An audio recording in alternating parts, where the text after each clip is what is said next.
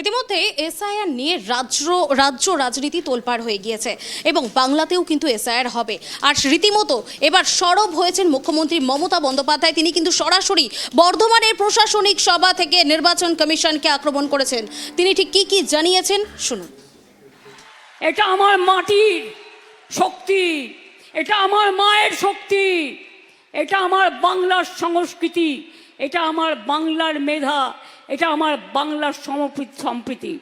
কিন্তু মনে রাখবেন, আমাকে ভয় দেখিয়ে কিছু করা যাবে না।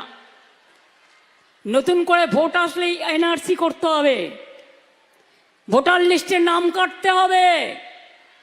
আর ইলেকশন কমিশন আপনাকে অনেক প্রণাম জানাই, অনেক সালাম জানাই। প্লিজ দয়া করে বিজেপির ললিপপ হবেন না, প্লিজ দয়া করে বিজেপির ললিপপ হবেন না, তাহলে কিন্তু দেশের মানুষ ক্ষমা করবে না। যারা বাংলার ভোটার তাদের করতে দিন। বারে বারে আসবে আর বলবে বাংলায় নাকি সব বাংলাদেশিরা থাকে। এটা আমার মাটির শক্তি। মমতা বন্দ্যোপাধ্যায় যেমনটা জানালেন, আমাকে ভয় দেখিয়ে কিছু করা যাবে না, নির্বাচন কমিশন বিজেপি ললিপপ হবেন না। এ বিষয়ে বিস্তারিত জানবো। আমার সঙ্গে টেলিফোন লাইনে রয়েছে আমাদের প্রতিনিধি দেবযানী। আমাকে ভয় দেখিয়ে কিছু করা যাবে না, নির্বাচন কমিশন এবং বিজেপির ললিপপ হবে না, এমনটাই কিন্তু জানিয়েছেন বর্ধমানের প্রশাসনিক সভা থেকে মুখ্যমন্ত্রী মমতা বন্দ্যোপাধ্যায়। এই বিষয়ে তোমার কাছে আর ঠিক কি কি তথ্য রয়েছে? আজকে মমতা বন্দ্যোপাধ্যায় বর্ধমানের সভা থেকে একদিকে যেরকম প্রধানমন্ত্রী নরেন্দ্র মোদীকে পাল্টা জবাব দিয়েছেন, অন্যদিকে নির্বাচন কমিশনকেও আক্রমণ করেছে। শুক্রবার কলকাতায় মেট্রো উদ্বোধনে এসে প্রধানমন্ত্রী নরেন্দ্র মোদী তার ভাষণে বাংলার দুর্নীতি নিয়ে সরব হয়েছিলেন। আজকে বর্ধমানের সরকারি সভা থেকে মুখ্যমন্ত্রী তার পাল্টা জবাব দেন। তিনি বলেন যে সব প্রশ্নের উত্তর দেওয়ার পর নম্বর কাটা হচ্ছে, বাংলাকে চোর বলা হচ্ছে, অথচ চোরদের গদ্দারদের সঙ্গে মিছিল চলছে। তিনি মমতা বন্দ্যোপাধ্যায় তার স্টাইলে, তার আক্রমণাত্মক ভঙ্গিতে তিনি প্রধানমন্ত্রীকে আজকে আক্রমণ করেছেন তার গোটা ভাষণে। তিনি সেটা বলতে পারো কোট আনকোট দুকান কাটা বলেছেন। তিনি বলেছেন যে লজ্জা, ঘৃণা, ভয় এই তিন থাকতে নয়, একটা কান কাটা থাকলে আর একটা কান কাটার ভয় থাকে, কিন্তু ওদের দুটো কানই কাটা, তাই ওদের ভয় কিসের?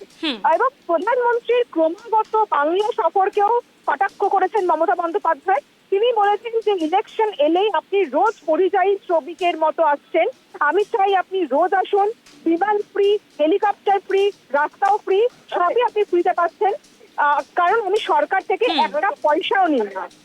দমদমের সভা থেকে প্রধানমন্ত্রী অভিযোগ করেছেন তৃণমূল কংগ্রেস মানেই দুর্নীতি। আজকে বর্ধমানের সভা থেকে পাল্টা জবাব দিয়েছেন মমতা বন্দ্যোপাধ্যায়। তিনি বলছেন তিনি 7 বারের এমপি, তিনি তার মাসে যে বেতন সেই বেতন নেন না, মুখ্যমন্ত্রী হিসেবে বেতন নেন না, সাংসদ হিসেবে যে পেনশন সেই টাকাও তিনি নেন না, এমনকি সার্কিট হাউসে যে তিনি থাকেন সেটার বিলও তিনি নিজেই মেটান। এবং প্রধানমন্ত্রীর সঙ্গে তিনি কিন্তু একই সূত্রে নির্বাচন কমিশনকেও আক্রমণ করেছেন। তিনি বলেছেন যে ভোট এলেই এনআরসি করতে হবে, প্রশ্ন করেছেন ইলেকশন কমিশনের উদ্দেশ্যে, এবং নতুন করে নাম কাটতে হবে। তিনি মমতা বন্দ্যোপাধ্যায় বলেছেন যে ইলেকশন কমিশনকে আমি প্রণাম জানাই, সালাম জানাই, কিন্তু দয়া করে বিজেপির ললিপপ হবেন না, তাহলে কিন্তু মানুষ ক্ষমা করবেন না।